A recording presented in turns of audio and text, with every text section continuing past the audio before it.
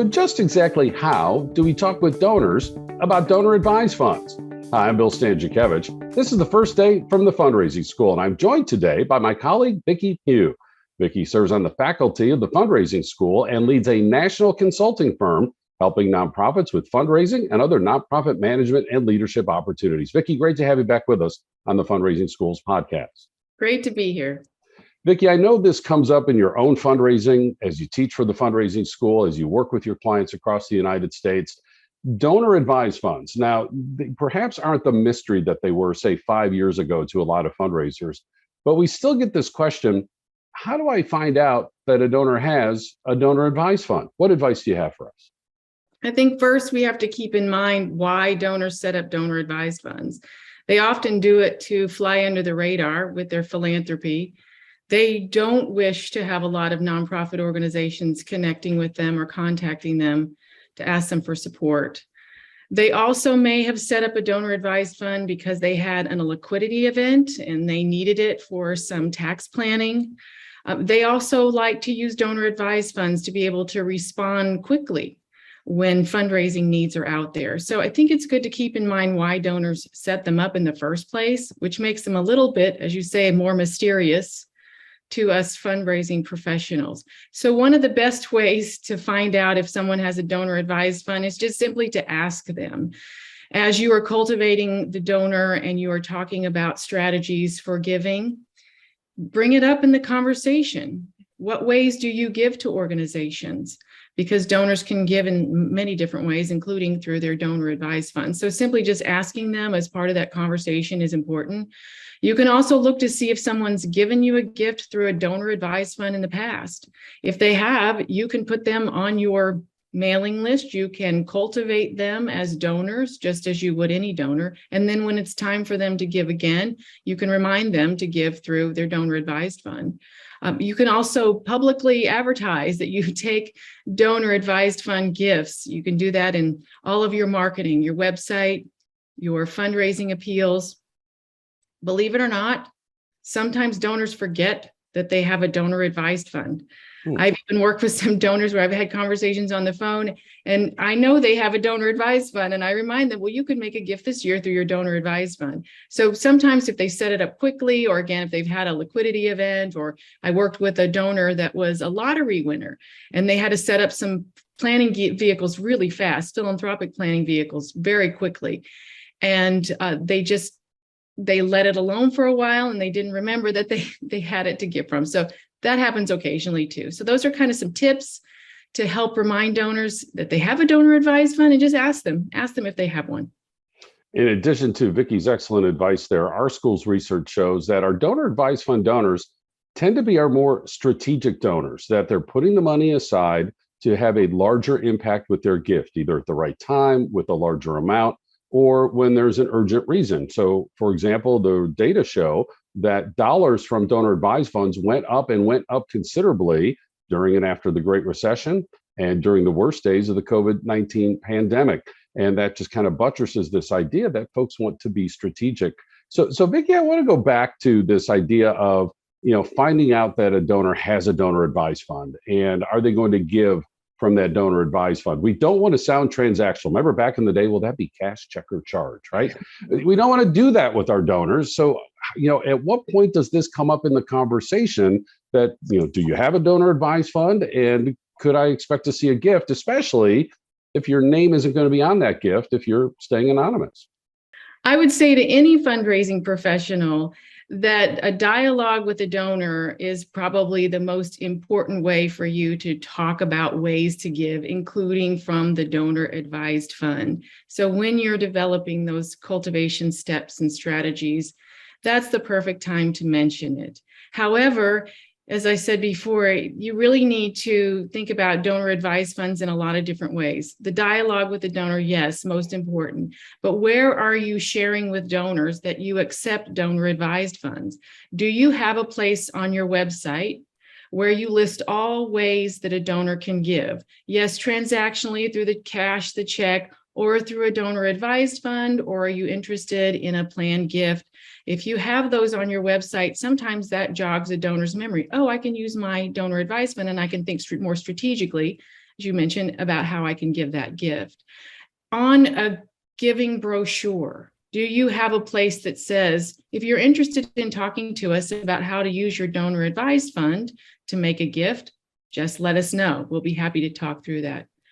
Keep in mind, donors cannot make pledges, formal pledges, written pledges through their donor advised funds. That's a little frustrating to those of us who are doing capital campaigns, endowment campaigns. However, they can use their donor advised funds to pay a pledge as long as it's not in writing. So they may say to you, well, I really want to make this strategic gift over 5 years. I cannot formally sign that pledge, but I can, that is my plan, my strategic plan to give to you a gift every year for 5 years for whatever the purpose is. And so you mentioned the kind of limitations around comprehensive campaigns. We also know there's some limitations around, special events. Somebody can't use their donor advised fund to purchase a table or the foursome at the golf event and so forth. But more broadly, are we talking, Vicki, about annual fundraising? Or are we talking about major gift fundraising? And the reason I ask the question is this. Again, what the research is showing is that more than half of the disbursements, called grants, more than half of the grants from donor advised funds are unrestricted in terms of the number of the grants. But in terms of the dollars, more than half of the dollars are restricted, much like in a major gift giving campaign. What do you think about that data? Where does your mind go in terms of advice for fundraisers as they think about their annual fund and their major gift campaigns, and they know the donor has a donor advised fund? Yeah, I think both is the strategy. Donors give small gifts from donor advised funds, and they give large gifts from donor advised funds. It just depends on the donor and their strategic purpose for setting up the fund. So as you get to know the donor better, you can delve a little bit deeper into major gifts through that donor advised fund and possibly some very significant gifts over time.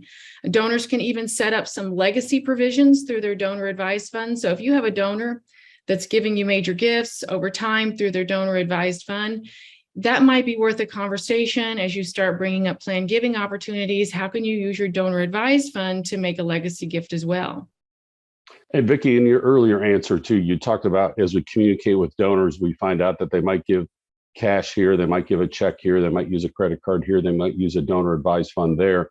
How important is it for fundraisers to know that if the donor has a donor advised fund, this isn't necessarily the only way that they're giving, that this is part of a portfolio of sources that the donor is utilizing?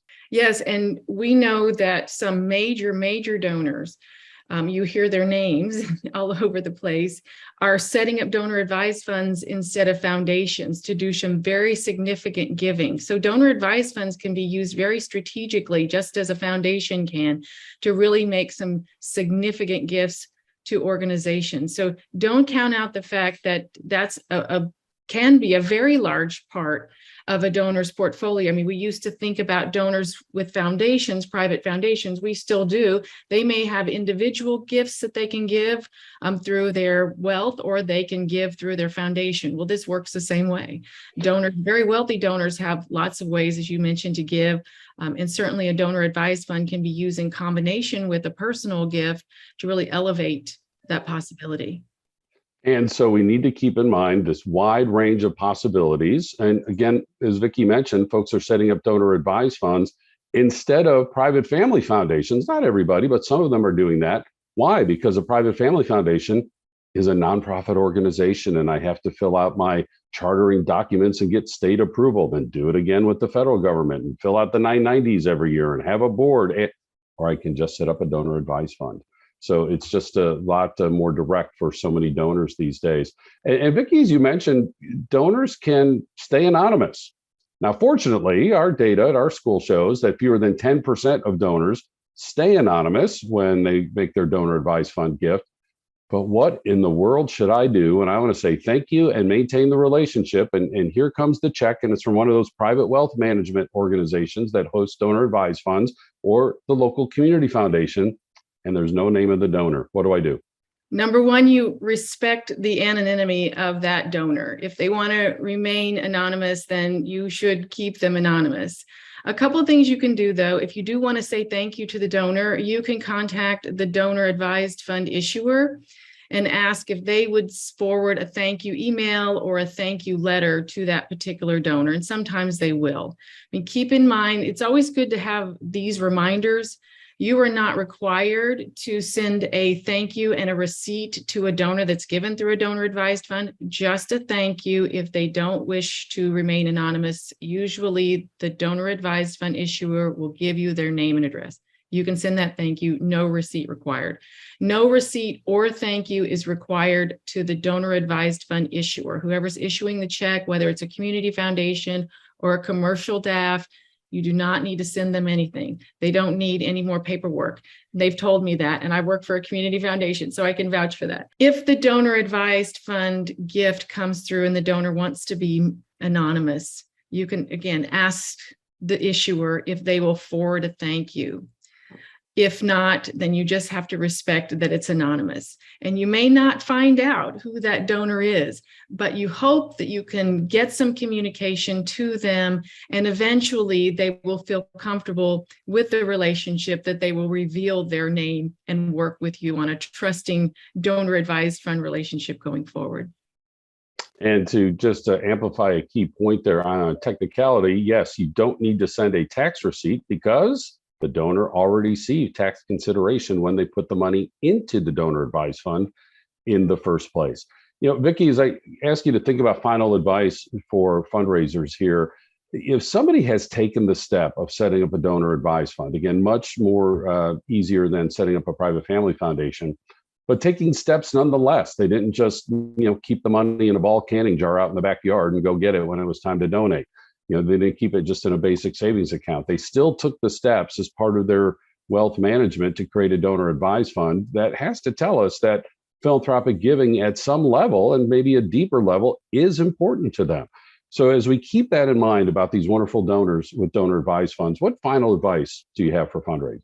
Well, I would say keep donor advised funds at the top of your list as ways that people can give strategically, and give large gifts.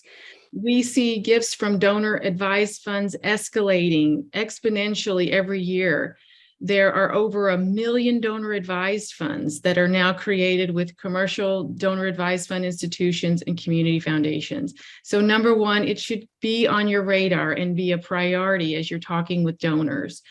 Mine your own data, find out what donor advised funds are being given or given through to your organization. Make sure you have those donors on your radar screen, you're cultivating them, you're trying to get to know them. Because if somebody has a donor advised fund, as you say, they probably want to be philanthropic and strategic about their philanthropy.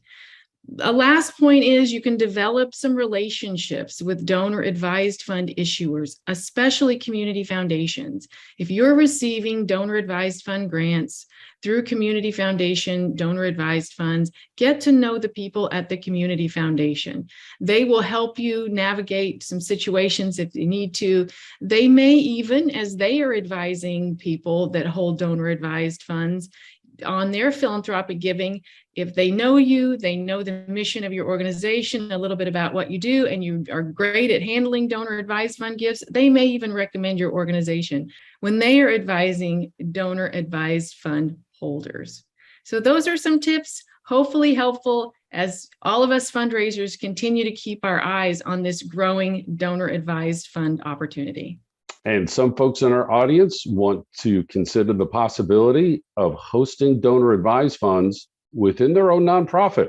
Need to be a little larger, need to have a little bit more capacity, but it is something you can do. It doesn't have to just be in the private wealth management space or in community foundations.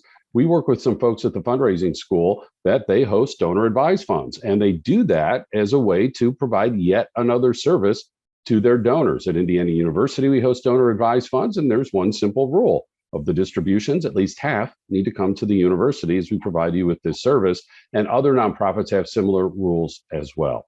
Now, we talk about donor advised funds quite a bit in our courses at the fundraising school, certainly in principles and techniques of fundraising, also our major gifts course, and throughout our custom training as well. Our public courses are available in cities across the United States in person. We're also online, either recorded or live in the United States and around the world, with those 24 courses and 4 certificates, and even our custom training which can be designed specifically for your nonprofit, your association, your region, whatever fundraising that you need to be trained on. Now, we also have our textbook, Achieving Excellence in Fundraising, 5th edition, came out early in 2022. And we also have quarterly webinars and these free podcasts, all the information available on our website at philanthropy.iupui.edu/the fundraising school.